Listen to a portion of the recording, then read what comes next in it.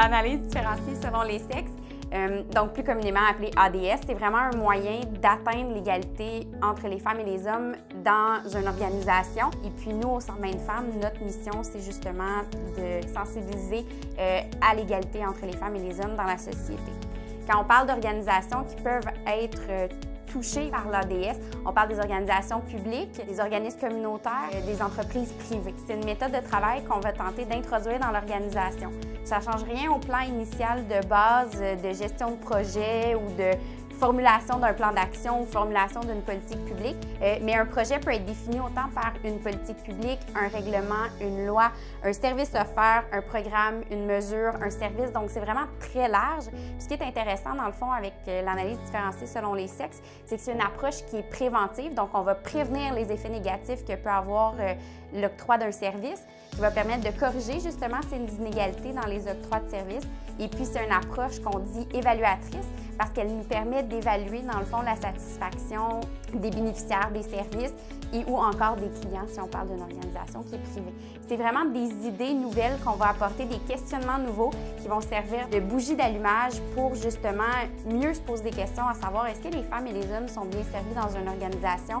Est-ce que leurs besoins différenciés sont comblés par les services offerts par une organisation donnée? Donc, l'ADS est très large, elle couvre plusieurs sphères d'activité.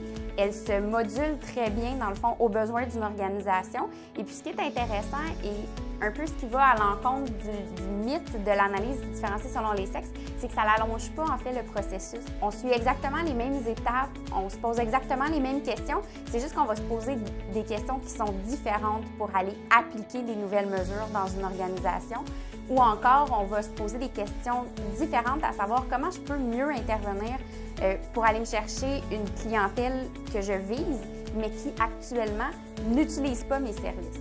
Donc, on veut vraiment aller bonifier l'offre de services pour mieux cerner les besoins des hommes et des femmes pour qu'au final, les services soient égalitaires et que tout le monde puisse en bénéficier. Ce qui est intéressant aussi, c'est que pour certains organismes communautaires et ou organisations publiques qui veulent déposer des projets au gouvernement, ça ajoute une petite valeur ajoutée de dire « Ah, moi, je me soucie de l'égalité entre les femmes et les hommes. » Donc, des fois, ça peut être juste une petite façon de dire « Moi, je vais introduire ça dans un projet pour être sûr que je puisse me débarquer auprès des décideurs publics, ce qui pourrait rendre mon projet encore plus flamboyant et puis ce qui pourrait faire en sorte que je vais vraiment contribuer à faire la différence dans la société. » Donc, c'est pour ça qu'on encourage vraiment les gestionnaires d'organismes communautaires, les gestionnaires élus locaux, décideurs publics, tant au niveau municipal que provincial, à introduire l'analyse différenciée selon les sexes dans leur méthode de travail parce qu'au final, ça a des bienfaits.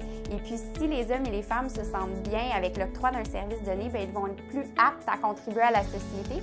Donc, on va avoir une société qui est beaucoup plus riche de par son développement social.